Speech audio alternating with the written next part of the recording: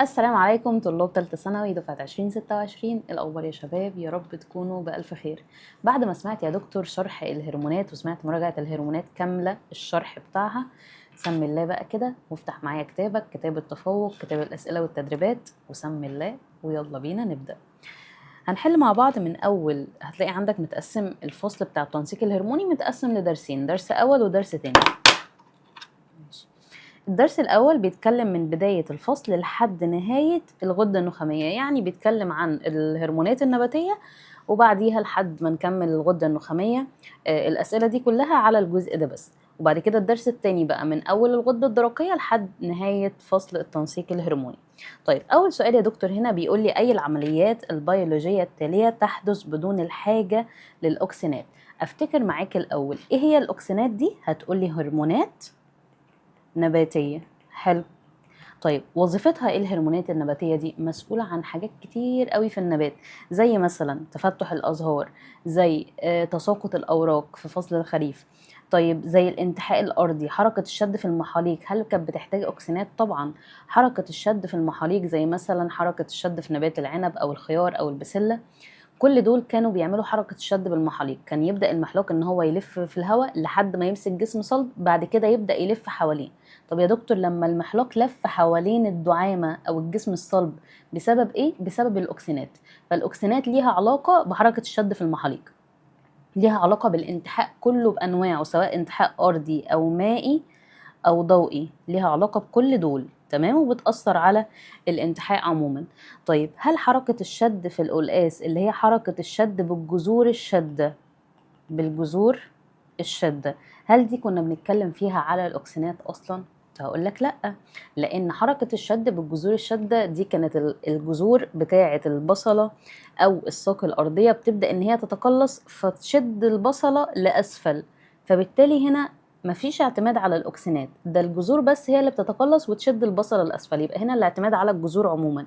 فيبقى الحركة دي الوحيدة اللي مش بتعتمد أو تحدث بدون الحاجة إلى الأكسنات أو الهرمونات النباتية. طيب رقم 2، إيه مصدر الإفرازات التي تعمل على زيادة طول أغصان نبات العنب؟ تعمل على زيادة الطول بتاعة الأغصان أو السيقان يعني بتاعة نبات العنب. هقول لك يا دكتور هنا هي الأكسنات، لأن هي دي تعتبر الهرمونات النباتية، الأكسنات. طيب الأكسنات بقى بتتفرز من قمة نامية، غدد صماء، غدد قنوية، مبايض الأزهار. طبعا الأكسنات بتفرز من القمة النامية للنبات. يعني قلنا مثلا لو ده الساق، فدي أول جزء صغير فوق كده بنسميها القمة النامية بتاعة الساق. طيب لو أنا رسملك ده الجذر، فالقمة النامية بتاعة الجذر أهي بيتفرز منها الأكسنات. يبقى هو ده مصدر إفراز الأكسنات، القمة النامية للساق أو القمة النامية للجذر. وكمان كنا بنقول حاجة، زيادة تركيز الأكسنات في الساق يعمل على زيادة النمو. أهو زيادة الأكسنات في الساق بيعمل على زيادة معدل النمو. طيب زيادة تركيز الأكسنات في الجذر يعمل على تقليل النمو. إيه ده؟ يعني في الساق علاقة إيه؟ طردية، وفي الجذر علاقة عكسية. طيب رقم 3، أي الأجزاء النباتية التالية تستجيب لإندول حمض الخليك؟ مين إندول حمض الخليك يا دكتور؟ اللي هي الأكسنات. تمام. طيب خلايا فلينية، سكالرانشيمية، قصيبات الخشب، بارانشيما الخشب. والله يا دكتور أنا دلوقتي عارفة إن الأكسنات أو إندول حمض الخليك ده بيأثر على حاجات كتير في النبات، بس مش هيأثر على خلايا غير حية، لأن الخلايا الغير حية هي كده كده ما عندهاش نواة، ما تقدرش إن هي تستجيب لأي هرمونات نباتية. فبالتالي خلايا فلينية عارفين إن هي غير حية، سكالرانشيمية غير حية، قصيبات الخشب أو قصيبات الخشب وأوعية الخشب خلايا غير حية. طب بارنشيما الخشب، أيوة خلايا بارنشيمية بتاعة الخشب دي خلايا حية، يعني عندها نواة، فدي تقدر عادي إن هي تستجيب لمادة إندول حمض الخليك اللي هي الأكسنات. أي البادرات النباتية التالية سوف تستجيب فيها الساق للضوء بصورة مختلفة عن الباقي؟ طيب الساق هنا تستجيب للضوء في أنهي واحدة في دول؟ كلهم يعني شبه بعض، 3 شبه بعض وواحدة فيهم مختلفة. طيب هنا بيقول لي فصلنا القمة النامية، القمة النامية مفصولة بشريحة من الميكا غير نافذة. فطالما هنا في شريحة من الميكا، حتى لو هو ما كانش كتب لي غير نافذة غير منفذة يعني للأكسنات، كنت هقول استحالة الأكسنات تقدر تعدي من هنا، فالأكسنات هتفضل محبوسة هنا، فاستحالة يحصل انتحاء، يبقى هنا مفيش انتحاء. طيب القمة النامية مغطاة بغطاء غير شفاف، يعني غطاء معتم. اهو غطينا دي كده القمه الناميه بغطا معتم، وبعد كده جيت عرضت النبات ده للضوء، هل هيحس بالضوء؟ قولي ما هو غطا معتم يعني غير منفذ للضوء، فبالتالي مش هيحصل انتحاء، هيفضل على نفس الشكل ده، لا يحدث انتحاء برضو. طيب جيب هنا الساق مغطاه بدرع غير شفاف، هنا الساق مش القمه الناميه بقى، ده الساق هي اللي مغطاه بدرع غير شفاف، درع معتم، ماشي كمل. بس القمة النامية ايه؟ سايبينها ومعرضينه للضوء من جانب واحد. هتقولي عادي جدا يحصل انتحاء، ليه؟ القمة النامية معرضة للضوء اهي، القمة النامية مقابلة للضوء، فبالتالي الأكسنات عادي تتفرز هنا في القمة النامية، والأكسنات بتهاجر من الضوء للظلام، فتركيز الأكسنات يزيد في الجنب ده، فالساق ينحني كده في اتجاه الضوء. بس يبقى هنا ده بيحصل فيه انتحاء. طيب ازاله القمه الناميه، والله يا دكتور طالما ما فيش قمه ناميه اصلا يبقى هنا مش هيحصل انتحاء، يبقى كلهم شبه بعض ما عدا ج هي المختلفه عنهم، هي اللي بيحصل فيها انتحاء. رقم 5، امامك عده تجارب اجريت على بادرات نباتيه. اي الرسومات البيانيه التاليه بيوضح معدل الاستطاله في اجزاء السيقان الاربعه المختلفه. عايز يعرف معدل الاستطاله، مين بيطول فيهم اكتر ومين بيطول اقل. طيب بيقول لي هنا قطعة القمة النامية وضعت على أحد جوانب الساق، قطعناها وبعد كده حطيناها هنا، فالقمة النامية فيها أكسنات هنا، تمام، فالأكسنات هتنزل في الجنب ده. هل الجنب ده فيه أكسنات بكمية كتيرة؟ قول لي لا، لأن هنا القمة النامية متثبتة بصورة غير يعني هي مباشرة أو حاطينها عليها بس مش بالصورة الطبيعية بتاعتها، فهنا في كمية أكسنات بس قليلة شوية، يبقى هنا نسبة الأكسنات في رقم 1 قليلة. طيب القمة النامية مفصولة بمادة هلامية منفذة، مادة هلامية منفذة يعني تقدر الأكسنات إن هي تنفذ من خلالها، بس خد بالك بقى الضوء متعرض منين؟ من هنا ومن هنا، يعني الضوء متعرض من جميع الاتجاهات. قول لي تركيز الأكسنات هنا وهنا، قول لي هيبقى متوزع بالتساوي، لأن أنا ما عرضتش النبات للضوء من جانب واحد، أنا معرضاه لجميع الاتجاهات، يبقى الأكسنات متوزعة بالتساوي في الجنب ده 50 وفي الجنب ده 50، نسبتها 50% و50%، يبقى عند رقم 2 نسبة الأكسنات 50%. طيب هنا ساق نباتية طبيعية وعرضناها للضوء بس من جانب واحد بس. نرجع بقى للحتة بتاعة الأكسنات واللي انت كاتبها ورايا في الحصص بخط ايدك. الأكسنات بتهاجر من الضوء إلى الظلام، يعني الأكسنات هتهاجر من هنا لهنا اهو، يبقى الأكسنات تركيزها هيزيد في الجنب ده. هنا هتبقى كام وهنا هتبقى كام؟ هنا هتبقى 65 وهنا 35، يعني رقم 3 نسبة الأكسنات فيها 65. القمة مفصولة بشريحة من الميكا غير منفذة للأكسنات، هو قال لي شريحة من الميكا يعني هنا مفيش أكسنات أصلا هتقدر إن هي تعدي في رقم 4، يبقى رقم 4 ده 0 أكسنات، الأكسنات مش هتعدي فيه. طيب تعالى بقى نختار أنهي واحدة في دول. أعلى نسبة هي رقم 3 هتبقى حوالي 65%. طيب رقم 4 برضو باينة إن هي 0، يبقى أنا محتاجة 4، أختار 4 0، لأ دي غلط، ماشي 4 هنا 0 و4 هنا 0، ماشي هنا دي غلط، يبقى أنا قدامي دي ودي ألف وجيم. طيب رقم 3 باينة إن هي أعلى واحدة، فأنا محتاجة أختار 3 أعلى حاجة. هنا 3 الاتنين زي 2 زي 3 و2 زي بعض، يعني 3 و2 زي بعض، لأ هي 3 أعلى من 2 لأن 2 نسبتها 50 و3 نسبتها 65، يبقى دي غلط. يبقى قدامي دي اهو 3 نسبتها 65 اعلى حاجة، رقم 2 زي ما اتفقنا مع بعض نسبتها 50% نسبة الاكسنات فيها، رقم 1 هتبقى اقل من 50% فعلا صح، رقم 4 هتكون 0 لان هنا في صفيحة من الميكا فيبقى دي صح هي كمان، يبقى ج هي ادق اجابة فيه. اي الاعضاء التالية بها خلايا غدية قنوية واخرى صماء؟ في عضو من دول او 3 اعضاء من دول او واحدة او 2، لان هو بيقول لي ب فقط او ب ودال او الثلاثة. اعضاء من دي ليها غدة قنوية وغدة صماء، يعني تعتبر مشتركة ان هي بتفرز حاجات وتصبها في الدم مباشرة وحاجات بتصبها في قناة. طيب اول حاجة الغدة الدرقية، الغدة الدرقية احنا عارفين ان هي صماء فقط، صماء فقط، فاحنا دي اهو اي الاعضاء بها خلايا غديه قنويه واخرى صماء، فهو بيقول لي قنويه وصماء، ينفع اختار غده درقيه؟ قول لي لا، لان الغده الدرقيه هي غده صماء بتصب افرازها في الدم مباشره، يبقى احنا استبعدنا الف مش معانا. طيب ب ب ده البنكرياس، البنكرياس والله يا دكتور عنده خلايا قنويه اللي هي مثلا خلايا حويصليه بتصب العصاره البنكرياسيه على الطعام في الاثنى عشر، يبقى هنا البنكرياس اقول عليه ان هو قنوي، وعنده كمان خلايا جزر لانجرهانز بتصب افرازاتها في الدم مباشره، يبقى عنده جزء صماء، يبقى به معانا اهو مين كمان؟ الامعاء يا دكتور بتفرز هرمون السكرتين والكولسيستوكاينين اللي كانوا بيتفرزوا من الغشاء المخاطي المبطن للاثنى عشر، فيبقى كده بتفرز هرمونات وتصبها في الدم مباشره، يبقى تعتبر صماء. طيب عندها خلايا تعتبر غدة صماء. طيب ايه كمان؟ الخلايا الامعاء نفسها كانت بتفرز عصارة اسمها العصارة المعوية اللي هي بتهضم الاكل في الامعاء، فدي بتصبها جوه الامعاء من خلال قناة، فيبقى هي تعتبر قنوية.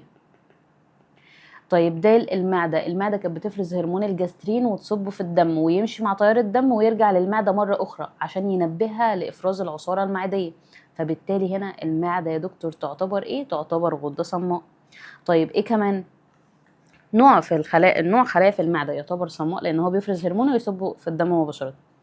طيب المعدة كمان يا دكتور بتفرز عصارة اسمها العصارة المعدية، تمام؟ في الأمعاء عصارة معوية، في المعدة اسمها عصارة معدية، تمام؟ بتصب العصارة المعدية وتصبها جوه المعدة علشان تهضم الأكل، بتصبها من خلال قناة، يبقى هي تعتبر قنوية. يبقى ب وجيم ودال التلاتة ينفعوا في الإجابة عندنا لأن هو بيقولي قنوية وصماء، يبقى ب جيم دال، يبقى نختار هنا الإجابة دال. 7. تمكن العلماء من معرفة الكثير من وظائف الهرمونات والغدد من خلال إيه؟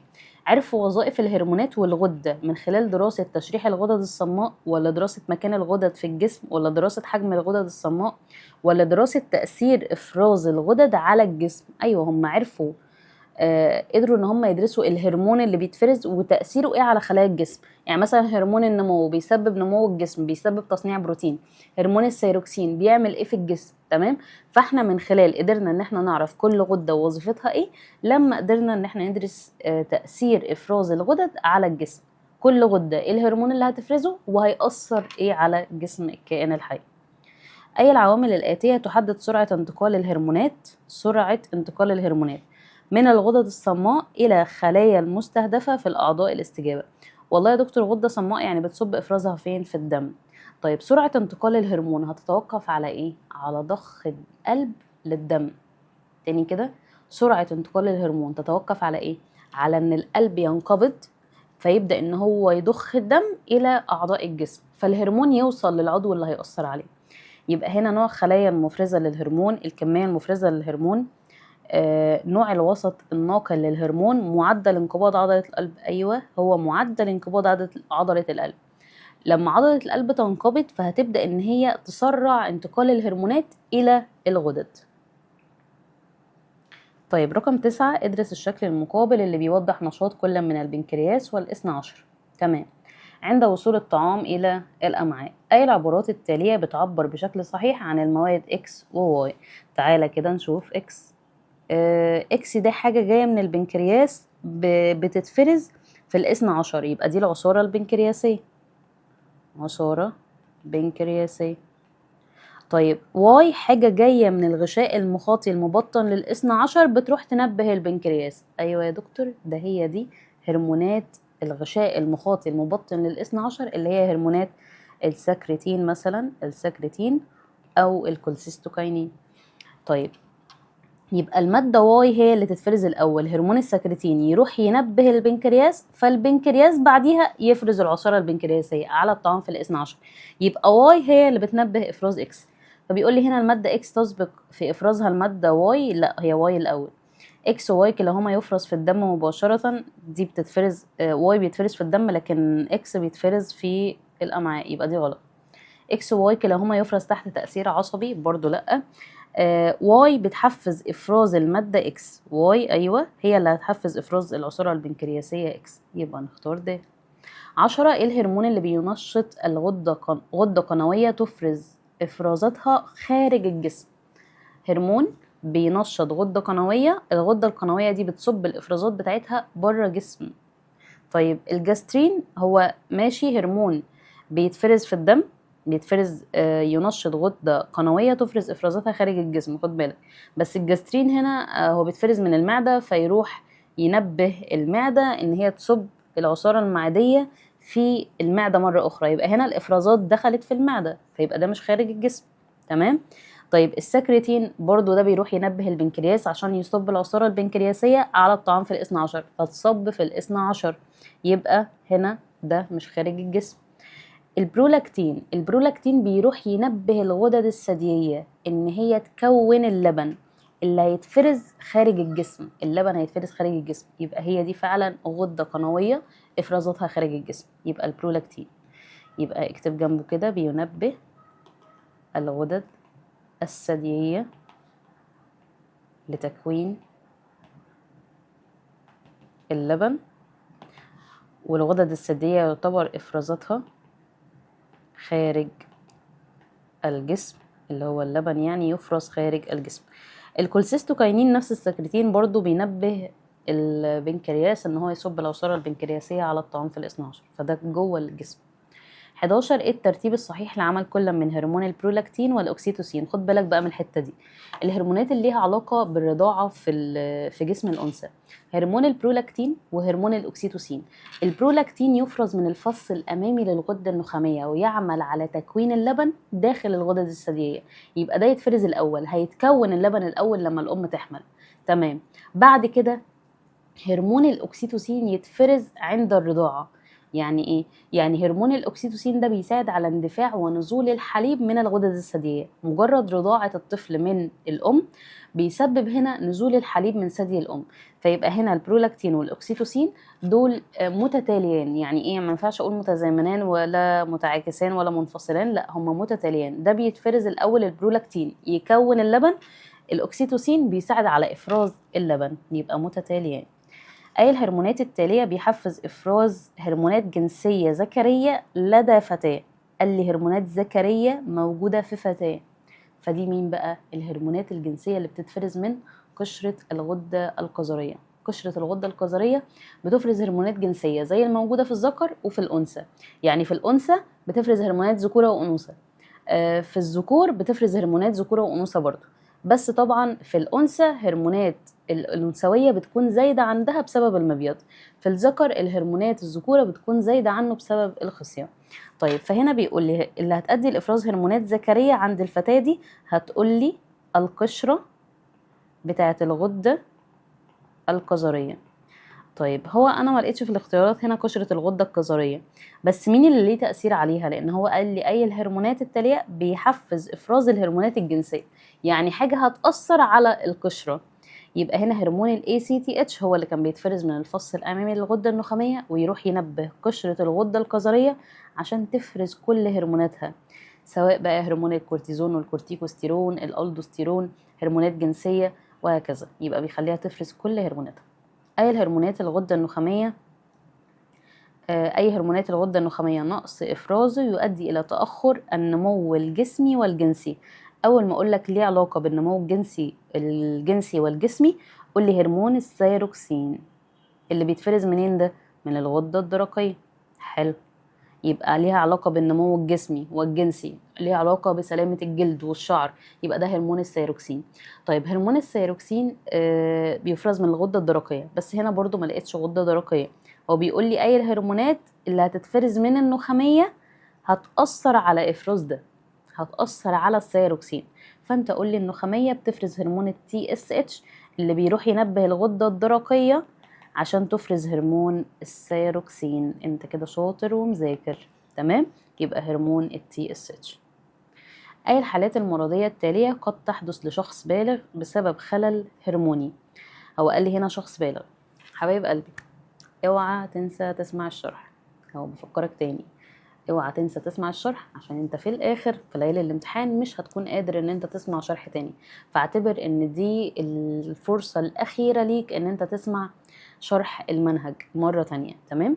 فانت بتسمعه حرفيا للمرة الاخيرة في ليالي الامتحان، احنا بنحل امتحانات بس. تمام؟ عندك كتاب كامل كده في كتاب التفوق موجود فيه امتحانات شاملة كتير قوي. تمام؟ الامتحانات دي كلها امتحانات ثانوية عامة وامتحانات شاملة، دي اللي هنحلها في ليالي الامتحان، فبعد اذنك اسمع الشرح كويس قوي علشان تفتكر كل غدة وهرموناتها، كل هرمون ووظيفته، علشان تعرف تحل على الهرمونات. فصل حلو قوي قوي قوي وبيخليك تحس ان انت دكتور شاطر كده لما بتعرف كل هرمون ووظيفته بيأثر ازاي على الجسم. بس المهم ان انت تكون حافظ لي الغدد كلها، حافظ كل هرمون تأثيره عامل ازاي على خلايا الجسم المختلفة.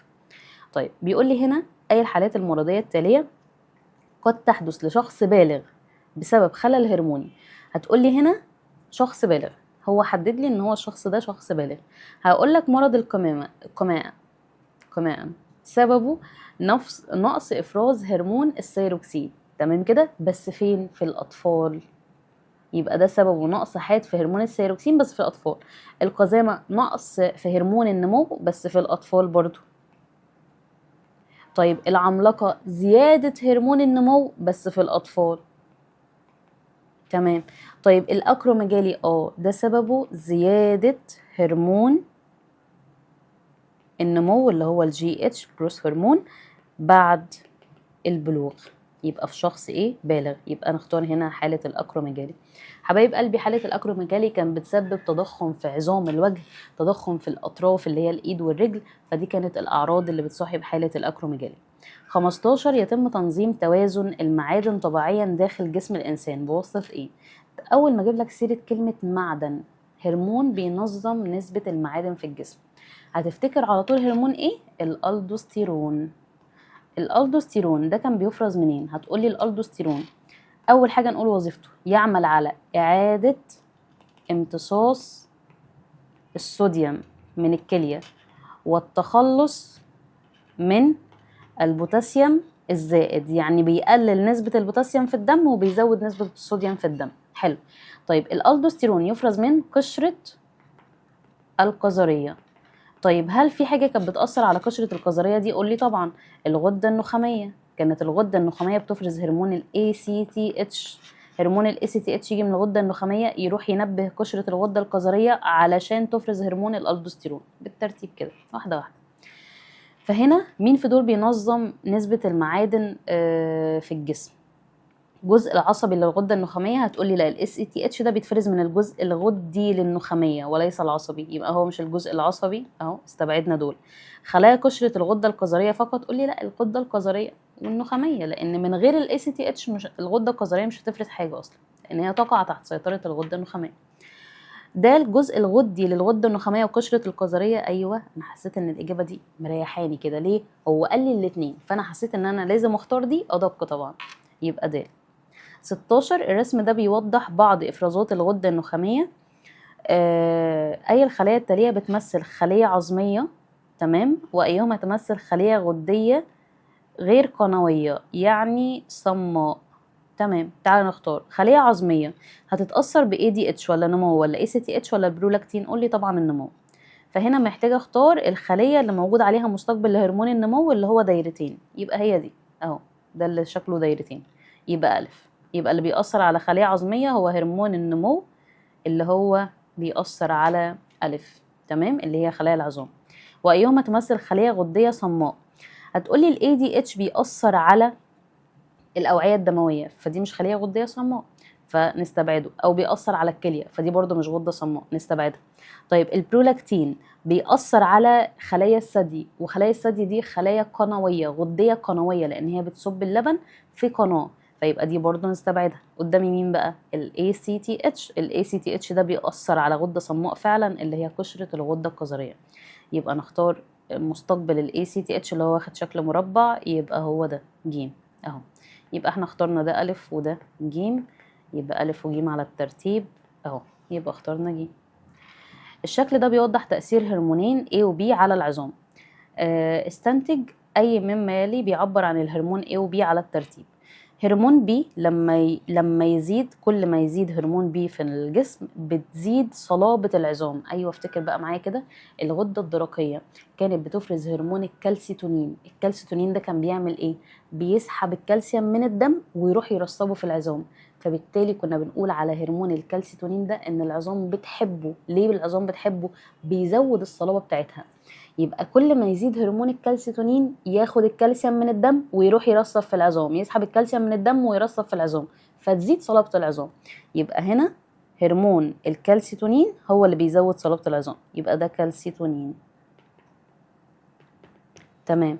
طيب هرمون ايه بيعمل على طول العظام، كل ما يزيد العظام تطول، يبقى اكيد بقى وانت مغمض ما تستهبلش، ده هرمون النمو اللي هو الجي اتش، هرمون النمو، الجروث هرمون. هو عايز ايه وبي على الترتيب، ما تبقاش انت عبيط بقى وتختار لي على حسب ما هما موجودين كده، فتختار لي كالسيتونين ونمو، تمام، لان بص هما موجودين، يعني هما حرفيا موجودين. تمام. هو مش عايز، هو عايز A و B على الترتيب مش B و A. فال A هختار النمو، ال B هختار كالسيتونين، يبقى نمو اهو ثم كالسيتونين اهو. تمام. ركز قوي وانت بتحل. بيتكون الهرمون القابض للأوعية الدموية بواسطة ايه؟ هرمون قابض للأوعية الدموية اللي هو الهرمون ال ADH، ليه كذا اسم. هرمون ال ADH اسمه الهرمون القابض للأوعية الدموية، الهرمون المضاد لإضرار البول، هرمون الفازوبروزين هرمون، فبالتالي ليه كذا اسم. وكل الأسماء بتاعت ال ADH دي عليك زي ما اتفقنا وقلتها لك في فيديو الشرح. طيب بيتكون هرمون ال ADH من خلال ايه؟ والله يا دكتور هرمون ال ADH ده كان بيفرز من الفص الخلفي للغدة النخامية، الخلفي للنخامية. ماشي. طب مين اللي كان بيكون الهرمون نفسه بقى؟ هل خلايا الفص الخلفي نفسه؟ قول لي لا، خلايا الفص الخلفي دي مش بتكون، دي بتخزن وتحرر الهرمونات بس. طيب مين اللي بيكونها؟ الخلايا العصبية المفرزة هي اللي بتكون هرمون ال ADH وال OH اللي هو الأكسيتوسين. الاتنين دول بتكون الاتنين دول، مش ده بس، أنا براجع معاك. تمام. الخلايا العصبية المفرزة بتكون الاتنين دول في منطقة تحت المهاد أو الهيبوثالاموس. تمام. بعد ما تكونهم في تحت المهاد أو الهيبوثالاموس تبدأ إن هي تصبهم في الفص الخلفي، فيروحوا رايحين بعد كده في الفص الخلفي. الفص الخلفي يعمل لهم عملية تخزين وتحرير، يعني يخزن ويحرر فقط. تمام. طيب هنا بيقول لي مين اللي هيكونهم؟ ريبوسومات خلايا الفص الامامي؟ لا مش الامامي. ريبوسومات خلايا الفص الخلفي اللي تكون؟ قول لي الخلفي مش بيكون، الخلفي بيخزن ويحرر فقط. ريبوسومات الخلايا العصبيه المفرزه في منطقه المهاد؟ لا هي اسمها منطقه تحت المهاد.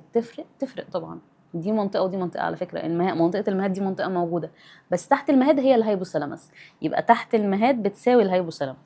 ريبوسومات الخلية العصبية المفرزة في منطقة الهيبوثالاموس، أيوة هي دي الهيبوثالاموس، اكتب لي جنبها بتساوي تحت المهاد، منطقة في المخ. تمام كده. ايه وجه الاختلاف بين الهرمون القابض للأوعية الدموية والأكسيتوسين؟ قابض الأوعية الدموية اللي هو هرمون ال ADH، أكسيتوسين اللي هو هرمون ال OH. تمام. بيقول لي ايه الاختلاف ما بين الاتنين دول، مع ان الاتنين بيتفرزوا من خلايا عصبية مفرزة، الاتنين يعتبروا بيتفرزوا او بيخزنوا في الفص الخلفي للغدة النخامية. نوع العضلات اللي بيأثر عليها، هتقول لي الهرمون القابض للأوعية الدموية بيأثر على الأوعية الدموية فبيأثر على عضلات ملساء. الأكسيتوسين بيأثر على الغدد الثديية أو عضلات الرحم، فبالتالي بيأثر على عضلات ملساء. يبقى ده مش وجه اختلاف، ده وجه شبه. نوع الخلايا المفرزة لهما، هتقولي الاتنين بيتفرزوا من خلايا عصبية مفرزة. الوحدة البنائية المكونة ليهم، هتقولي الاتنين عبارة عن الوحدة البنائية بتاعتهم عبارة عن أحماض أمينية لأن هم بروتين. طيب سبب إفراز كل منهما، أيوة هو ده الاختلاف. ده بيتفرز علشان يقلل نسبة يزود نسبة المياه في الدم لما نسبة المياه تكون منخفضة اللي هو ال ADH. الأكسيتوسين بيتفرز لسبب آخر، إن هو بيعمل على اندفاع ونزول الحليب من الغدد الثديية، أو بيعمل على تنظيم تقلصات الرحم أثناء عملية الولادة. دول في الأنثى. خد بالك بقى هرمون ال OH في الأنثى، خد بالك من الحتة دي، هرمون ال OH في الأنثى ليه وظيفة وفي الذكر ليه وظيفة تانية. طب هو بيتفرز في الاتنين؟ يتفرز في الذكر ويتفرز في الأنثى، بس في الأنثى بيعمل حاجة وفي الذكر بيعمل حاجة تانية تماما.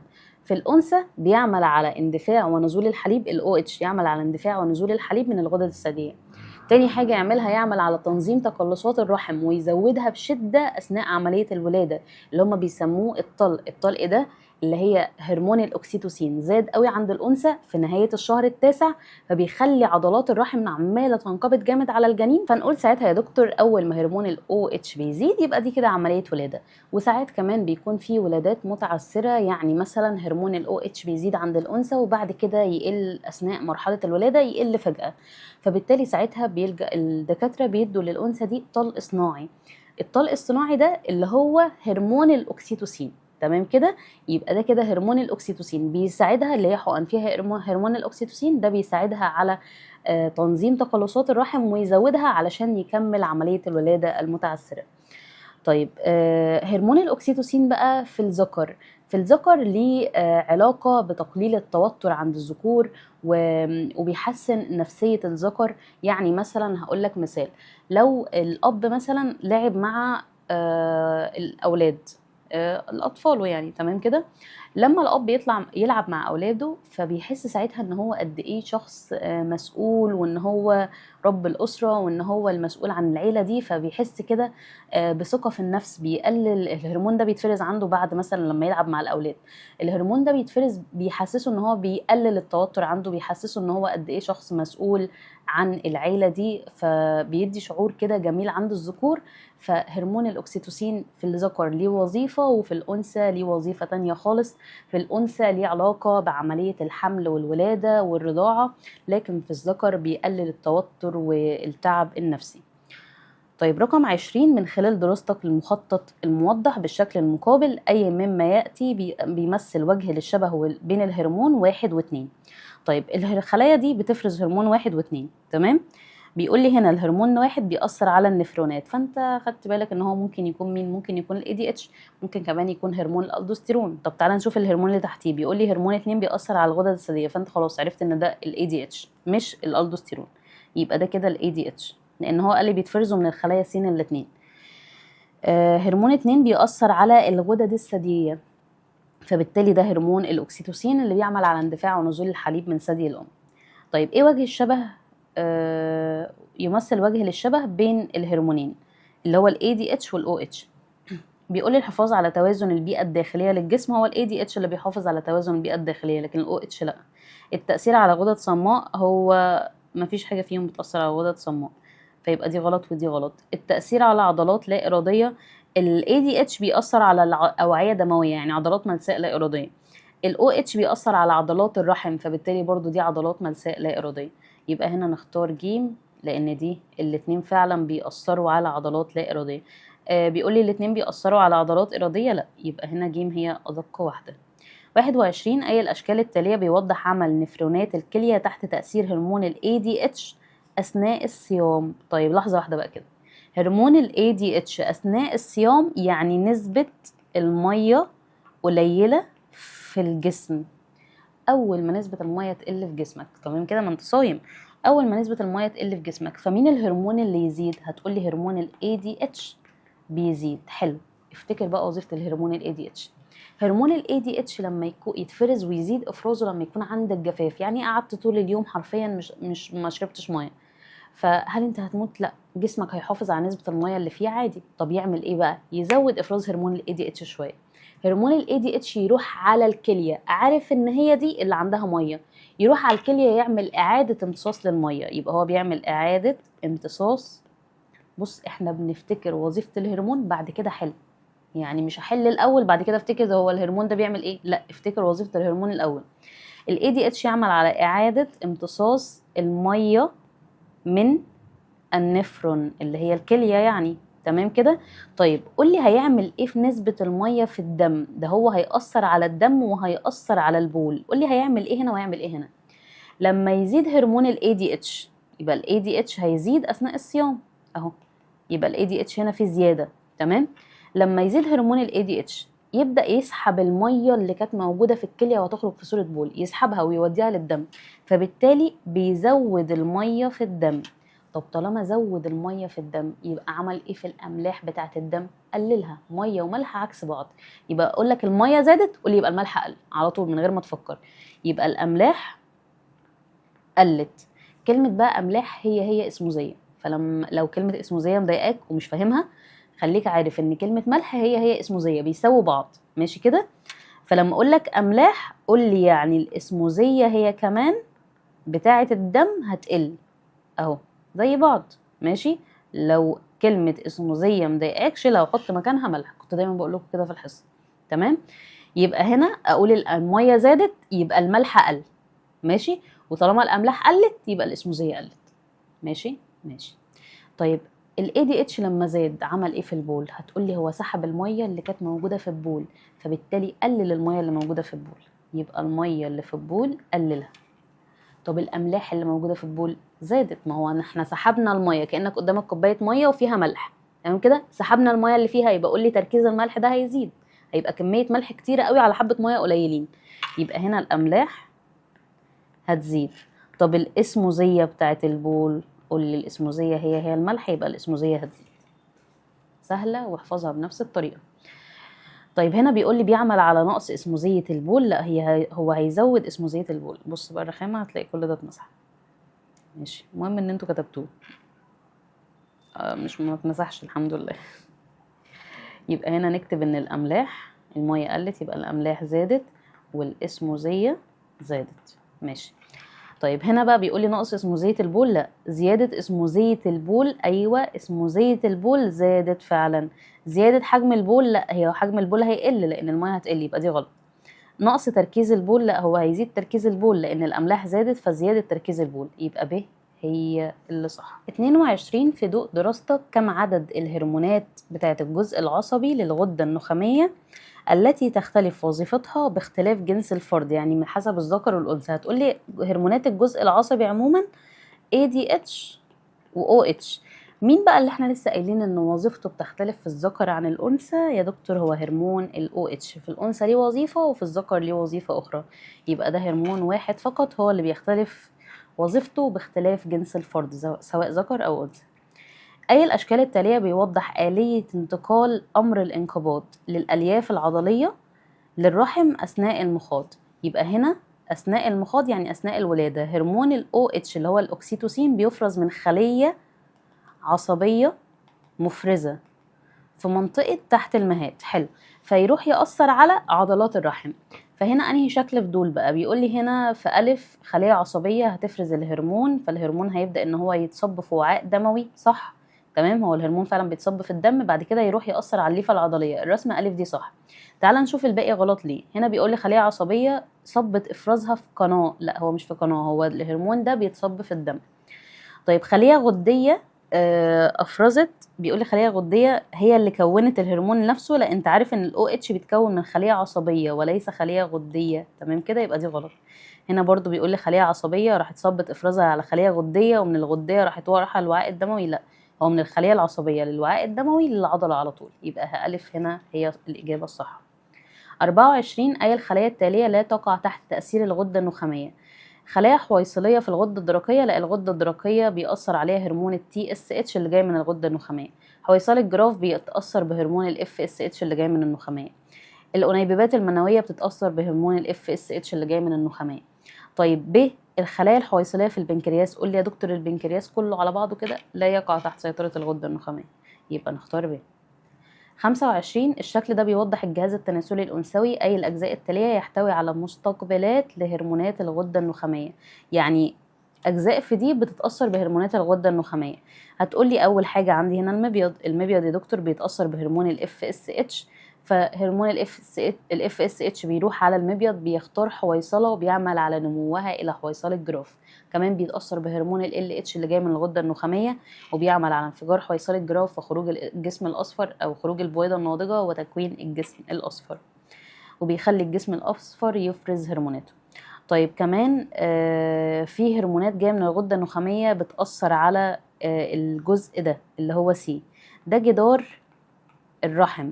جدار الرحم كان بيتأثر بإيه يا دكتور؟ بهرمون الأكسيتوسين، يعمل على تنظيم تقلصات الرحم وبيزودها بشدة أثناء عملية الولادة. يبقى الجزء سي وبي بيتأثروا بخلايا الغدة النخامية أو هرمونات الغدة النخامية. ايه دي قناة فالوب، ودي هي بطانة الرحم، فدول مش بيتأثروا بهرمونات الغدة النخامية، يبقى اختار بي وسي. أي مما يلي لا يمكن أن يمثل خلايا س والغدة القنوية ص بشكل صحيح؟ هو حاجة مش هتمثل دول، يعني كلهم صح ما عدا حاجة. خلايا س بتصب إفرازها في وعاء دموي في الدم مباشرة، يعني خلايا غدة صماء. بعد كده بيقول لي بتأثر على غدة قنوية، يعني الهرمون ده بيروح يأثر على غدة والغدة دي بتكون غدة قنوية. بيقول لي تحت المهاد بتأثر على الغدد الثديية، فهنا تحت المهاد فعلا لو تعتبر صماء. بعد كده بتفرز الهرمون تصبه في الدم، ماشي، الهرمون ده بيروح يأثر على غدة قنوية، تمام، فالغدد الثديية هي غدة قنوية، يبقى ألف دي صح. الفص الأمامي للغدة النخامية يفرز هرمون يروح يأثر على أنبوبة النفرون. يا دكتور هو النفرون أصلا غدة قنوية؟ هتقولي النفرون ده أصلا لا يعتبر مش غدة، ده هو مسؤول عن تكوين البول، فهنا النفرون لا، تمام، يبقى هي دي الإجابة الغلط فيهم، بس نكمل. فص أمامي للغدة النخامية اللي هو جزء صماء يعني راح يأثر على الغدد الثديية اللي هي قنوية، فدي تعتبر صح. الاثنى عشر افرزت هرمون فتعتبر عندها خلايا صماء. الخلايا دي بتصب الهرمون في الدم، يعني اللي هو السكرتين او الكولسيستوكاينين، فتروح تأثر على الخلايا الحويصلية في البنكرياس، والخلايا الحويصلية تعتبر قنوية في البنكرياس، طبعا قنوية. يبقى هنا ب هي الإجابة اللي غلط فيهم، والباقي كلهم صح. تمام. الإجابة هو عايز نختار الإجابة اللي مش بتعبر عن الشكل، فهمنا كده؟ فب هي الإجابة الصح اللي هو عايزها في السؤال، عشان عارفة إن في ناس هتسيب حل السؤال نفسه وتكتب إن أنا اتكلمت غلط أو قلت غلط يعني. 27 أي الهرمونات التالية يمكن استعمالها في علاج حالات النزيف؟ أول ما أجيب لك سيرة نزيف، أول ما أجيب لك سيرة شخص عمل حادثة، أول حاجة بيدوها له لما يوصل المستشفى إيه؟ فأول حاجة بيدوها له هو هرمون ال ADH. يبقى في حالات النزيف حادث فبندي على طول هرمون ال ADH. ليه؟ لأن النزيف ده يعني ضغط الدم منخفض، ضغط الدم منخفض، يعني في نزيف، ما هو عمال يفقد كمية من الدم فضغط الدم منخفض، القلب مش قادر يضخ الدم بصورة طبيعية، فنديله هرمون ال ADH لأن هو اسمه الهرمون القابض للأوعية الدموية. يعني من وظيفته كده اللي كانت مكتوبة بخط كبير قوي في الكتاب، يعمل على رفع ضغط الدم، بيرفع ضغط الدم. فاحنا نديله في حالات ان الشخص ده يكون ضغطه واطي قوي، فنديله هرمون ال ADH يعمل على رفع ضغط الدم. في حالات النزيف او حادث ده هرمون ال ADH على طول بيلحقه. يبقى هنا نختار ج هرمون ال ADH. 28 الشكل ده بيوضح 3 تجارب اجريت على بادرات نباتيه. بيقول لي اي تجربتين 2 ولا 3 يحدث خلالها انتحاء مع التفسير. تجربه 1 هنا حصل ازاله للقمه الناميه وحطينا اجار به اكسين. الاجار اللي فيه اكسين خد بالك ان هو حطه على الحته دي بس، يعني الاكسينات هتبقى هنا في الجنب ده، الجنب ده مفيهوش لان هو حطه على الشمال بس. تمام كده؟ طيب رقم 2 هتفرق في الاجابه، هتفرق طبعا، فخد بالك.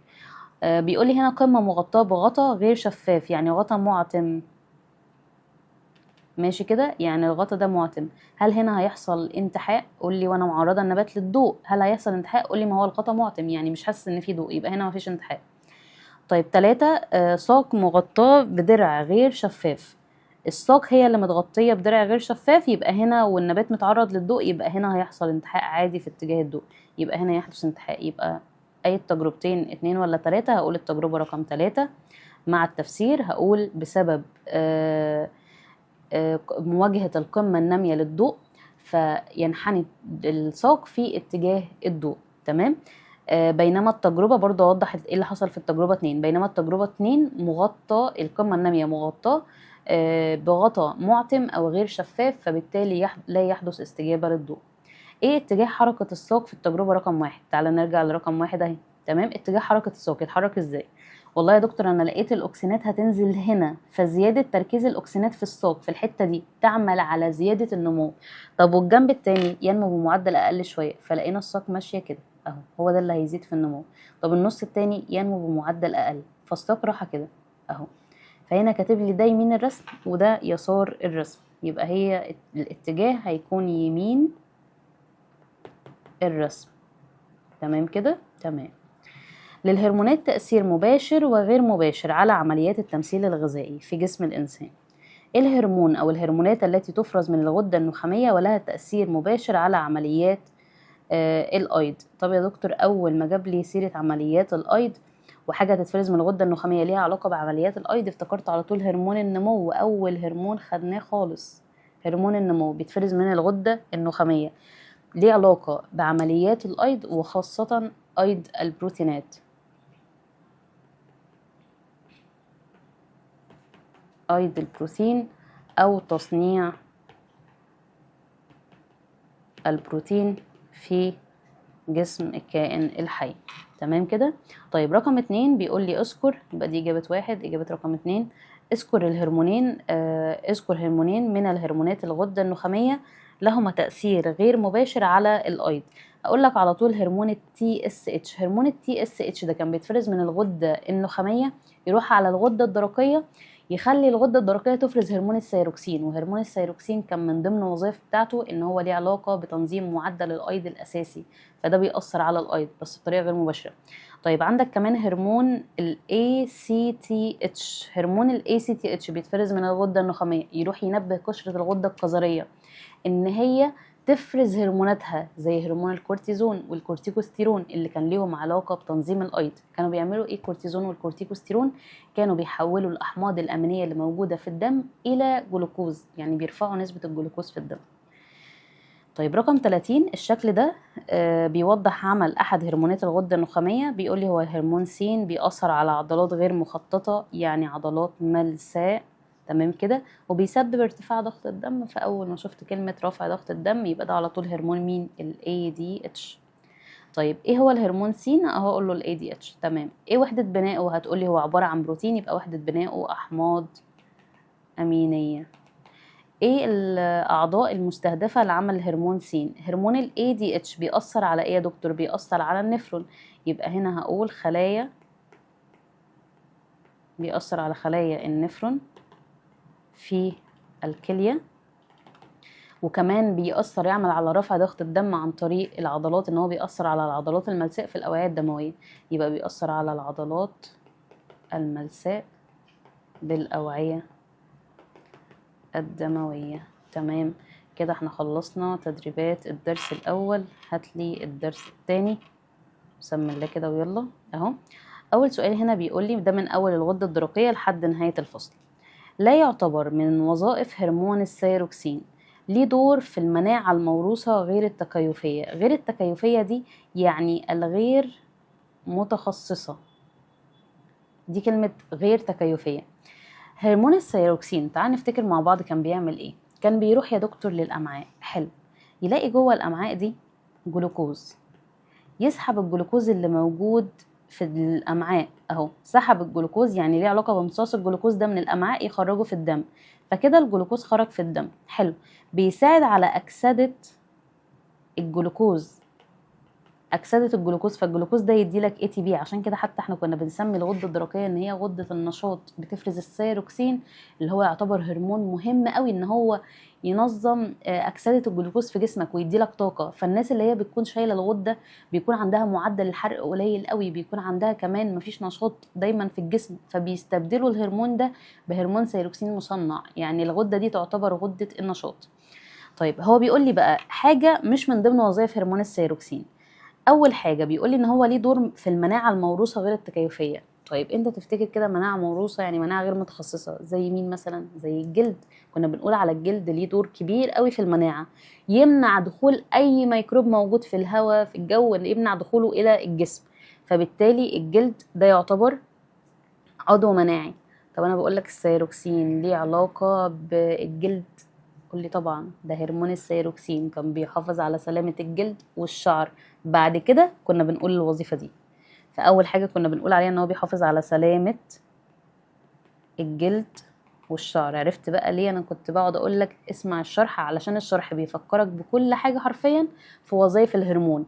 يعني هو بص إجابة واحدة بس خليتك تلف تلف تلف لحد ما جبت وظيفة الهرمون كامل عشان تبدأ تجاوب. فهنا ليه دور في المناعة الموروثة طبعا، لأن هو بيحافظ على سلامة الجلد، وطالما الجلد سليم يبقى هو كده الثيروكسين ليه دور في المناعة.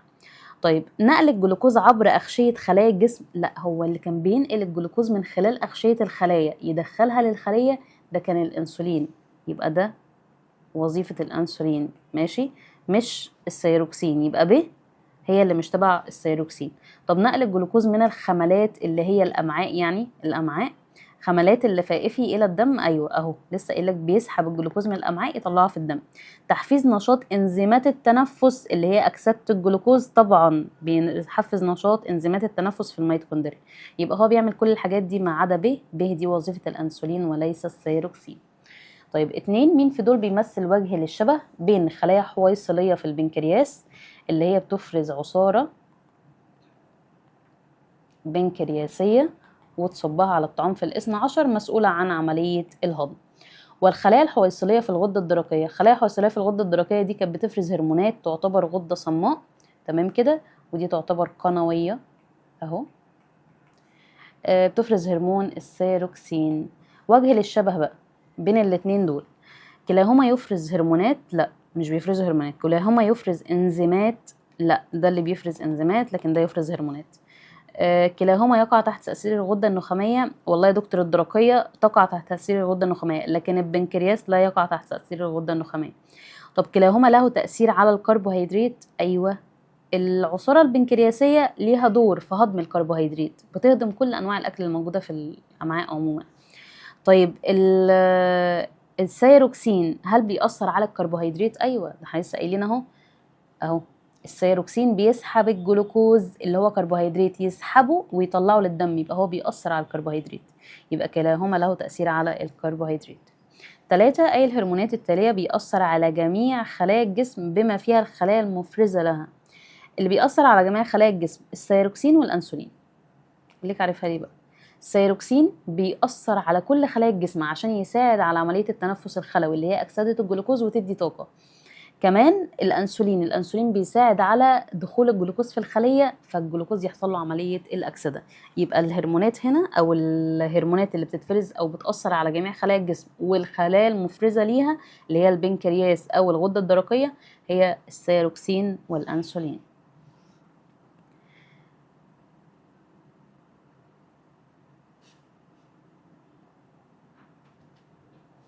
إذا علمت أن رقم 4 إذا علمت أن عقار ميثيميثول ده عقار بيمنع اتحاد، بص ركز لي في الكلمة دي، يمنع اتحاد أيونات اليود مع الأحماض الأمينية.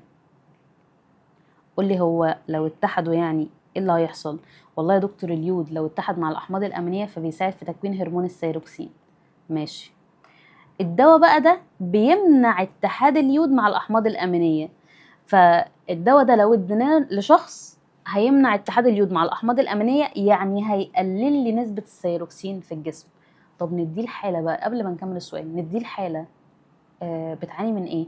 هتقولي الدواء ده يقلل نسبة السيروكسين.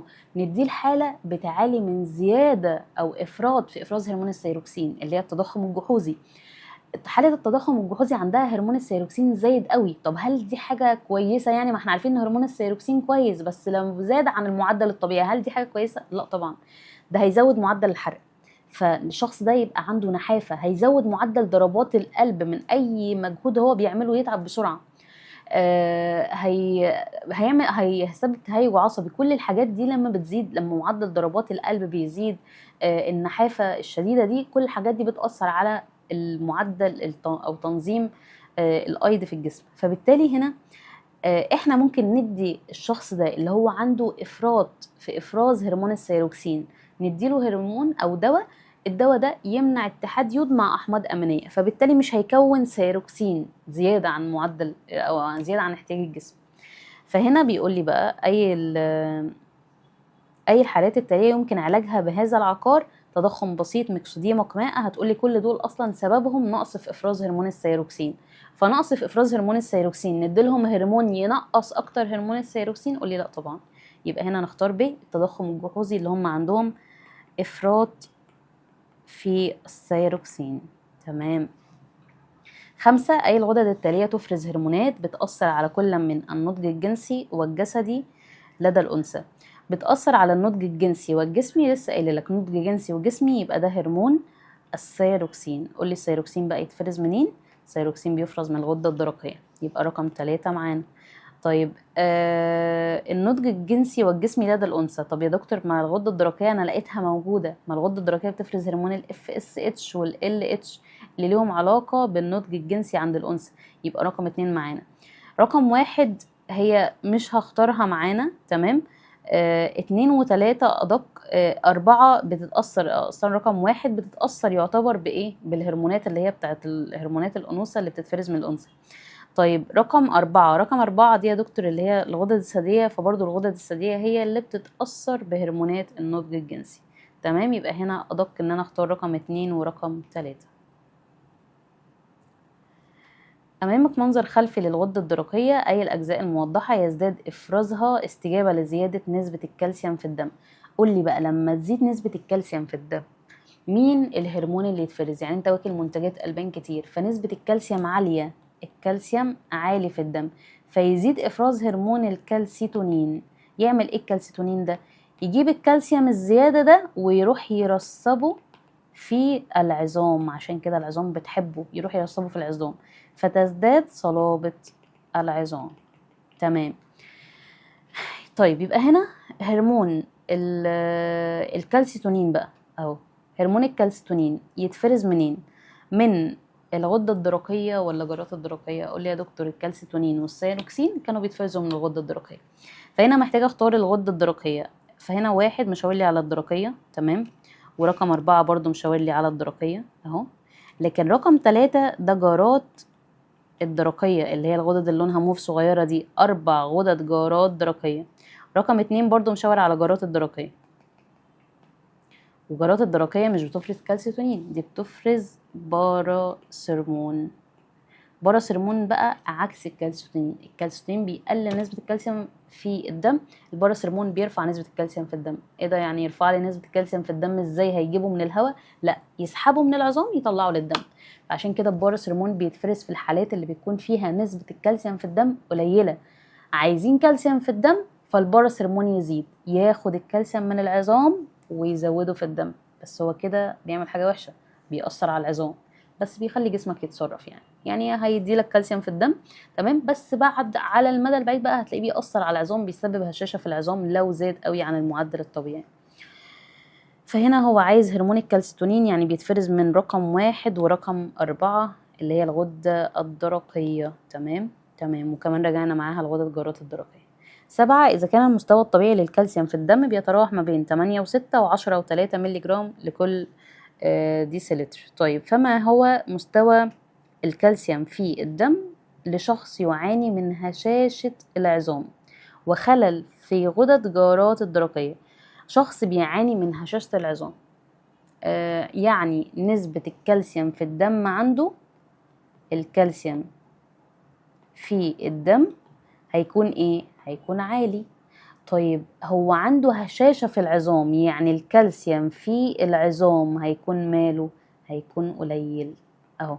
ما هو هشاشة في العظام يعني الكالسيوم في العظام قليل، فطالما الكالسيوم في العظام قليل يبقى الكالسيوم في الدم عالي. تمام كده. وخلل في غدد جارات الدرقية. طيب هو بيقول لي بقى نسبة الكالسيوم هتبقى كام في الدم؟ ماشي، لما الشخص ده يكون عنده هشاشة في العظام. هتقول لي أكيد نسبة الكالسيوم في الدم هتكون أعلى من المعدل الطبيعي، لأن الكالسيوم في العظام قليل يعني الكالسيوم في الدم عالي، فاختار رقم أعلى من دول، أعلى من 8 و6 و10 و3، أعلى من 10 و3. تمام كده. يبقى اختار هنا مديني 10 و5، لا هو يبقى أعلى من المعدل الطبيعي كمان بزيادة حبة حلوين، يبقى هختار 20. تمام. 8 الشكل ده بيقول لي أي البدائل التالية بيعبر عن نتائج فحص عينة دم المريض بيعاني من تهيج عصبي. تهيج عصبي سببه نقص الكالسيوم في الدم. حلو قوي. طيب طالما في نقص للكالسيوم في الدم، يعني هرمون ايه اللي مش شغال؟ ايوه، طالما في نقص في الكالسيوم في الدم يبقى هرمون الباراسيرمون مش شغال. يبقى الباراسيرمون اهو هيبقى نسبته عامله ازاي في الدم؟ هتبقى قليله، لان لو الباراسيرمون كان نسبته عاليه، لو الباراسيرمون كانت نسبته عاليه كان سحب الكالسيوم من العظام طلعه للدم. لا، ده انا بقول لك هنا الشخص ده عنده نقص في الكالسيوم، فيبقى عنده نقص في الباراسيرمون. يبقى هنا هختار هرمون الباراسيرمون في الطبيعي ولا عالي ولا دي اللي هو نقص؟ لا، هختار ان هو في نقص في الباراسيرمون. تمام. طيب مستوى الكالسيوم طبيعي ولا عالي ولا بي نقص؟ هيبقى فيه نقص برضو. يبقى نقص الكالسيوم ونقص الباراسيرمون تهيج عصبي. تاني، نقص الكالسيوم نقص الباراسيرمون تهيج عصبي. تمام كده، اوعى تنساها. يبقى بي ودي. نكمل مع بعض يا حبايبي من أول رقم 9. أي الرسومات البيانية التالية بيعبر عن العلاقة بين معدل إفراز هرمون الألدوستيرون وتركيز الصوديوم في الدم والبوتاسيوم في البول. خد بالك بقى من الحتة دي. طيب افتكر الأول وظيفة هرمون الألدوستيرون. الألدوستيرون كان بيتفرز من قشرة الغدة الكظرية، يروح رايح على الكلية يعمل إعادة امتصاص للصوديوم، يعني بيزود الصوديوم في الدم. تمام كده. يعمل إعادة امتصاص للصوديوم من الكلية ويتخلص من البوتاسيوم، يعني بيقلل نسبة البوتاسيوم في الدم. حلو قوي، يبقى أنا كده افتكرت الوظيفة. تمام. طيب يبقى هو بيعمل ايه في تركيز الصوديوم في الدم؟ هتقولي بيرفع نسبة الصوديوم في الدم، يبقى هنا تركيز الصوديوم في الدم هيزيد. طيب تركيز البوتاسيوم في البول، هقولك هو بيسحب البوتاسيوم من الكلية ويتخلص بيسحب الصوديوم من الكلية ويتخلص من البوتاسيوم، فالبوتاسيوم هيخليه يروح في البول، جسمي مش محتاج بوتاسيوم فالبوتاسيوم يروح في البول. فطالما البوتاسيوم ده يا دكتور راح على البول، يبقى هو هنا بيزود البوتاسيوم في البول، يبقى تركيز البوتاسيوم في البول هو كمان هيزيد. خد بالك بقى من الحتة دي، تمام كده؟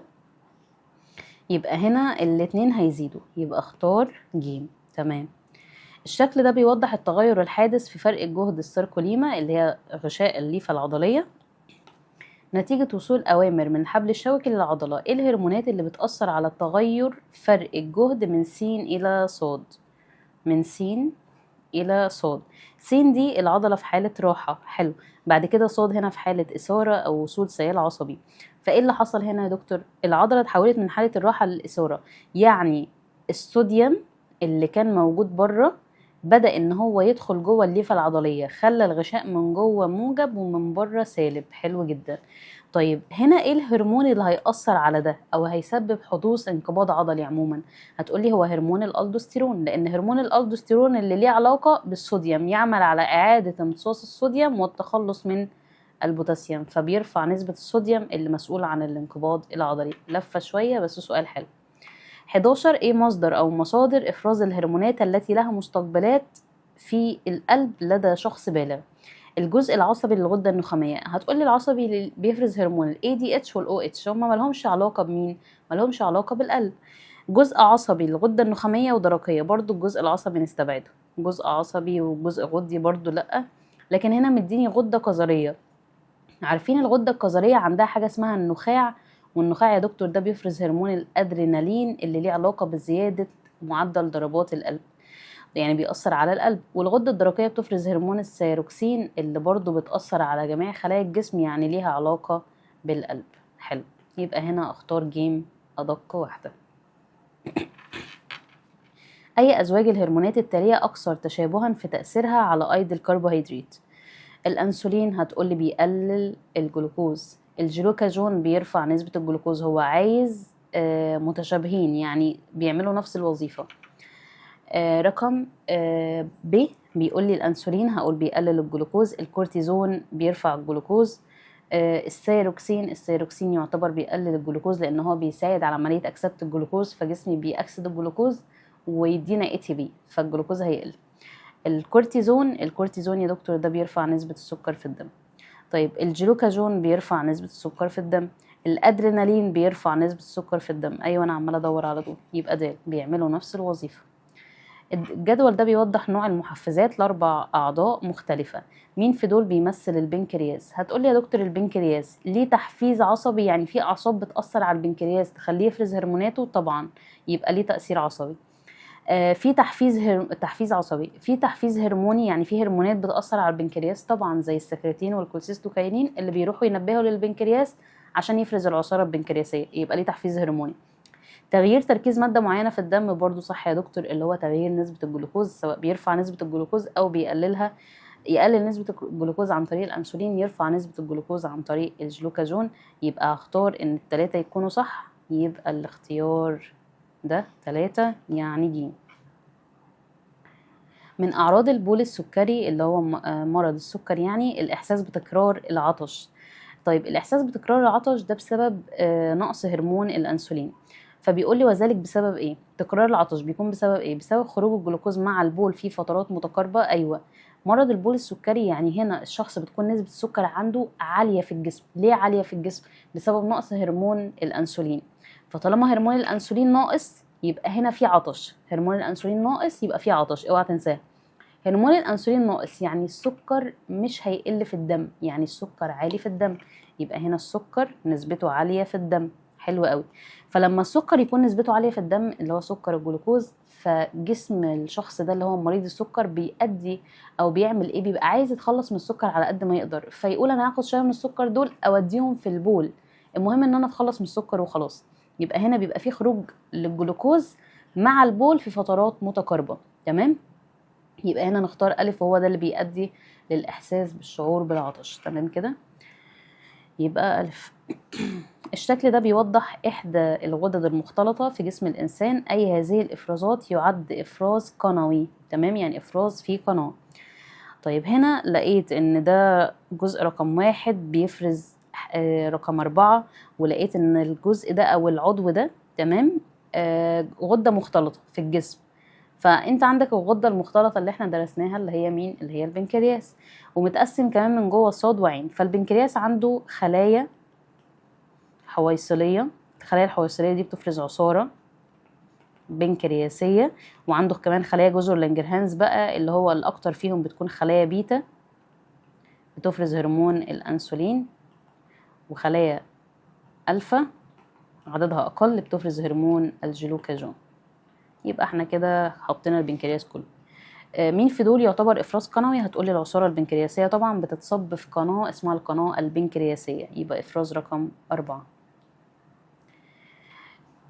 أي تغيرات، الشكل ده بيوضح بعض التغيرات الهرمونية اللي بتحصل في الجسم أثناء الصيام. أي مما يلي بيمثل هرمون 1 و2. إيه الهرمونات اللي بتزيد عندك في فترة الصيام؟ قولي يا دكتور. هفتكر على طول هرمون ال ADH، لأن ال ADH بيسحب المية من الكلية ويطلعها لمين؟ ويطلعها للدم، فبالتالي بيرفع نسبة إيه؟ المية في الدم. تمام. حاجة كمان هرمون الجلوكاجون، ما انت يا دكتور مفيش أي أكل بتاكله وانت صايم، فبالتالي نسبة السكر عندك بتقل، فلما نسبة السكر بتقل جسمك أو البنكرياس يفرز هرمون الجلوكاجون. هرمون الجلوكاجون ده لما يزيد يعمل إيه؟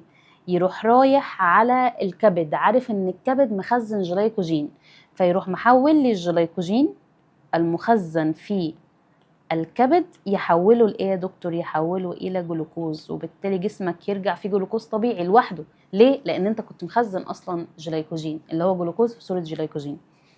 طيب ايه كمان بيزيد؟ هرمون ال ADH عشان يعمل على اعادة امتصاص المية من الكلية ويروح مرجعها للدم. ده بيظبط نسبة المية يعني وانت صايم، وده بيظبط نسبة السكر وانت صايم. يبقى اختار جلوكاجون و ADH. يبقى ألف. نقص إفراز هرمون A بيسبب حالة بيسبب الإحساس بالعطش، يبقى ده الأنسولين على طول. أهو قلتلك اللي بيسبب الإحساس بالعطش هو لما يقل هرمون الأنسولين، فيزداد إفراز هرمون B. لما يزيد الإحساس بالعطش يعني جسمك مفيهوش مية، يبقى مين اللي يزيد؟ برافو، ال ADH. شاطر اهو، عشان يسحب المية من الكلية ويرجعها للدم. مين في دول بيمثل A و B؟ فA هيبقى الأنسولين، B ال ADH. أي الهرمونات التالية هو الأعلى تركيز في جسم الأم خلال التكوين الجنيني؟ جسم الأم بيكون إيه الهرمون اللي زايد عندها وهي الجنين لسه بيتكون في رحم الأم؟ هقول لك يا دكتور هرمون البروجسترون بيفضل زايد طول فترة الحمل وبيقل عند الولادة. يبقى هرمون البروجسترون لأن هو بيعمل على زيادة الإمداد الدموي للرحم، فبيزود الدم والغذاء اللي رايح للجنين والأكسجين. مين في دول بيفرز هرمونات تأثر على الجزء سي ودي على الترتيب؟ سي ودي. تمام. سي ده اللي هو جدار الرحم، دي اللي هي بطانة الرحم. حلو. جدار الرحم يا دكتور ايه الهرمونات اللي ممكن تكون بتأثر عليه؟ تعالى كده نشوف سي الأول. الغدة الكظرية، الجسم الأصفر، الغدة النخامية، الغدة النخامية. هقول لك الغدة النخامية تمشي معانا ليه؟ لأن الغدة النخامية بتفرز هرمون ال OH الأكسيتوسين اللي بيعمل على تنظيم تقلصات الرحم ويزودها بشدة أثناء عملية الولادة. طيب يبقى أنا كده معايا الغدة النخامية والنخامية. الغدة بقى الدرقية بتأثر على دي اللي هي بطانة الرحم؟ لا. طب الجسم الأصفر بيأثر على دي بطانة الرحم؟ طبعا. الجسم الأصفر بيفرز هرمون البروجسترون اللي يعمل على زيادة سمك بطانة الرحم، يبقى ده اللي هي أدق واحدة. أي الهرمونات التالية بيفرز من 4 أنواع مختلفة من الخلايا الغدية؟ بيتفرز من 4 أنواع مختلفة من الغدد. فأقول لك على طول الإستروجين يفرز منين بقى؟ أول حاجة الإستروجين يفرز من الجسم الأصفر، يفرز من المشيمة. يبقى الجسم الأصفر والمشيمة، وكمان يا دكتور بيتفرز من حويصلة جراف، حويصلة جراف. اوعى تنسى بقى معاك خلايا قشرة الغدة القذرية، لأن هي بتفرز هرمونات جنسية شبه هرمونات اللي بتفرز في الذكر والأنثى عادي جدا. طيب بيقول لي أي مما يلي بيعبر عن هرمونات 1 و4 و6 على الترتيب. طيب بيقول لي ده هرمون أو غدة ألف يعني هتفرز هرمون 1 و2 هيروحوا يأثروا على الغدد الثديية، يبقى دول أكيد هرمون الأكسيتوسين والبرولاكتين. تمام. اللي بيتفرزوا بقى منين دول؟ من النخامية. حلو قوي. طيب بعد كده الغدة النخامية بتفرز 2 هرمون برضو بيروحوا رايحين يأثروا على عضو معين، والعضو ده برضو بيفرز هرمونات بتروح تأثر على الثدي مرة أخرى. فالغدة النخامية بتفرز هرمون إيه يا دكتور؟ بتفرز هرمون ال LH وال FSH. تمام كده. بيروحوا يأثروا على المبيض وبيخلوه يكونوا حويصلة جراف. فحويصلة جراف وهي بتنمو بتفرز هرمون الاستروجين، وكمان عندك البروجسترون. الاستروجين والبروجسترون اللي هم هرمونات الأنوثة، ترجع تأثر الهرمونات دي على الثدي مرة أخرى. طيب 1 و4 و6، 1 OH 4 LH 6 استروجين، يبقى أكسيتوسين LH استروجين، يبقى نختار ج. طيب ممكن مثلا حد يقول لي الاختيار ب هتبقى البرولاكتين والإف اس اتش، ماشي، بس هتيجي على الأكسيتوسين. لا، هو الأكسيتوسين مش هيتفرز من المبيض علشان يروح يأثر على الثدي مرة أخرى. والأكسيتوسين بيتفرز منين؟ من النخامية. فهي دي اللي خلت الإجابة ب غلط، والترتيب ده هو الأدق يعني من الإجابة ب. أي الهرمونات التالية يتم تكوينه عن طريق الريبوسومات؟ يعني يعتبر بروتين، عشان كده هيتكون عن طريق ريبوسومات. فأنت عندك OH وبرولاكتين بروتين، LH و FSH يعتبروا برضو بروتين. فاحنا هنا هنختار 1 و4. 1 و4. 5 و6 دول ما ينفعش نختارهم لأن دي هرمونات جنسية، والهرمونات الجنسية يا دكتور تعتبر دهون. تمام كده. لكن الهرمونات اللي جاية من الغدة النخامية كلها عبارة عن بروتين. فأنا اخترت LH FSH برولاكتين أكسيتوسين، كلهم لو كانوا موجودين حتى رقم 1 و2 و3 و4 كلهم عبارة عن بروتين. لكن بس 5 و6 هم اللي عبارة عن دهون، هم دول اللي ما ينفعش اختارهم، بيتكونوا عن طريق الريبوسومات. المحفز لكل من الجزء القنوي والجزء اللا قنوي في الخصية. الجزء القنوي في الخصية اللي هو بيعمل على خروج الحيوانات المنوية، فاللي بيأثر عليه هرمون ال FSH. طيب الجزء اللا قنوي اللي بيساعد على إفراز هرمون التستوستيرون والأندروستيرون اللي هي هرمونات جنسية، فدول بيتأثروا بهرمون ال LH، يبقى FSH و LH على الترتيب. أي العبارات بتمثل وجه للشبه بين هرمونات القناة الهضمية؟ هرمونات القناة الهضمية زي الجسترين، سكرتين، كولسيستوكاينين. بيقول لي هم كلهم هرمونات استرويدية، ولا تفرز نتيجة تحفيز هرموني، ولا تتأثر بنسبة السكر في الدم، ولا جميعها تحفز إفراز إنزيمات؟ هي دي طبعا هي أدق واحدة، كلهم بيفرزوا إنزيمات علشان تهضم الأكل. أي الهرمونات أو بتحفز إفراز إنزيمات. أي الهرمونات التالية يحفز إفراز العصارة الصفراوية في القناة الهضمية؟ أول ما يقولك بيحفز إفراز العصارة الصفراوية الكولسيستوكاينين، مش السكرتين، الكولسيستوكاينين. يبقى الكولسيستوكاينين هو اللي ليه علاقة بالعصارة الصفراوية علشان تفرز في القناة الهضمية. والعصارة الصفراوية لو تفتكر في أولى ثانوي كده كنا خدنا إن هي ليها علاقة بهضم الدهون.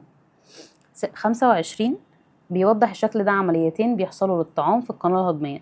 ايه الهرمون اللي بينظموا العملية س وص على الترتيب؟ تعال نشوف العملية س. ده الطعام، جزيئات الطعام فتفتت لجزيئات جلوكوز، يعني بيساعد على عملية الهضم.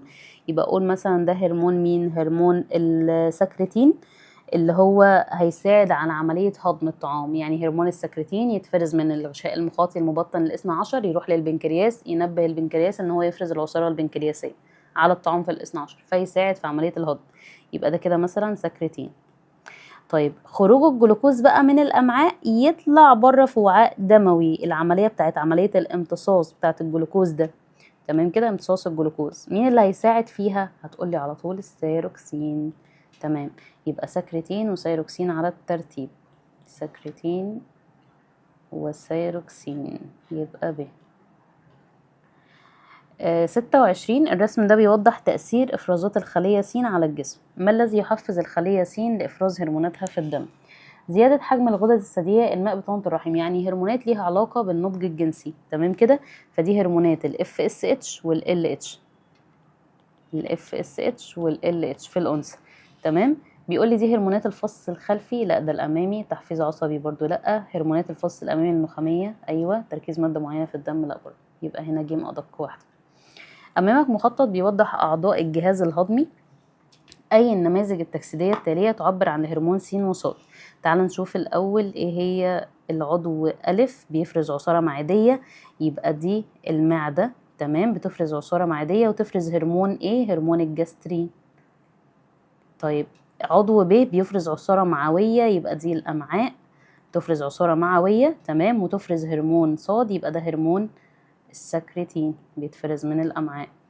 طيب عضو ج بيفرز عصارة بنكرياسية، يبقى ده بنكرياس. تمام كده، بيفرز هرمون مثلا زي هرمون الأنسولين أو الجلوكاجون.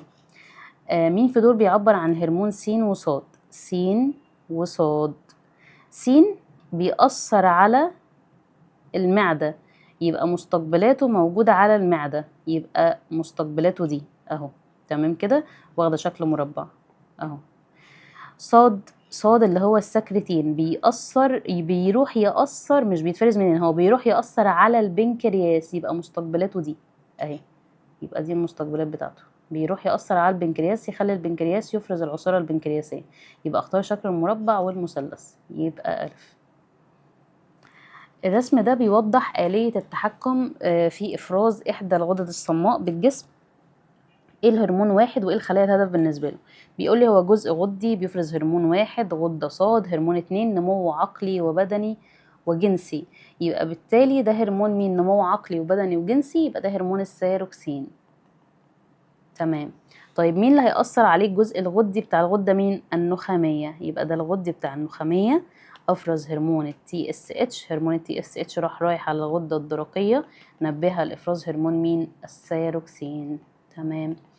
ايه الهرمون واحد؟ هنقول هرمون واحد لا، هرمون واحد هيبقى التي اس اتش اهو.